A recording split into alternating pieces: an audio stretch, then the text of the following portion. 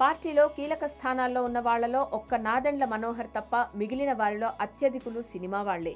వీళ్లందరినీ పక్కన పెట్టేస్తే అసలు జనసేన ఆధారపడిందే సినిమా అభిమానుల మీద.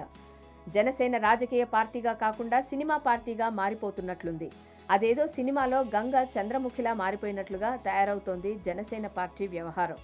తాజాగా బన్నీవాస్ను పార్టీ ప్రచార కమిటీ చైర్మన్గా నియమించారు పవన్. బన్నీవాస్ అంటే సినిమా దర్శకుడు అన్న విషయం అందరికీ తెలిసిందే. పవన్కు స్ట్రాంగ్ సపోర్టర్గా ఉండే బన్నీని పార్టీ కీలక స్థానంలో నియమించారు. ప్రచార కమిటీ చైర్మన్ అంటే రాబోయే ఎన్నికల్లో పార్టీకి ప్రచారం చేయడం కోసమే తీసుకున్న విషయం అర్థమవుతోంది. బన్నీకి పొలిటికల్ అడ్వర్టైజింగ్లో మంచి అనుభవం ఉందన్న కారణంగానే ప్రచార కమిటీ చైర్మన్ బాధ్యతలు అప్పగించారట. గతంలో చిరంజీవి ఆధ్వర్యంలో ప్రజారాజ్యం పార్టీ పెట్టినప్పుడు కూడా బన్నీ అందులో పనిచేశారు. కాబట్టి ఎంతో కొంత రాజకీయ అనుభవం కూడా ఉంటుందనటంలో సందేహం అవసరం లేదు. రాబోయే ఎన్నికల్లో జనసేన తరపున బన్నీ పోటీ చేసే ఆలోచనలో ఉన్నట్లు పార్టీ వర్గాలు చెబుతున్నాయి. టికెట్ విషయం తెలీదు కానీ ముందైతే పార్టీకి హోల్ టైమర్ బాధ్యతల్లో అయితే తీసుకున్నారు. అధినేత పవనే సినిమా నటుడని అందరికీ తెలిసిందే. అలాగే సోదరుడు నాగబాబు కూడా సినిమా నటుడే. పార్టీలో మరో స్ట్రాంగ్ సపోర్టర్ పృథ్వీ కూడా సినిమా నటుడే.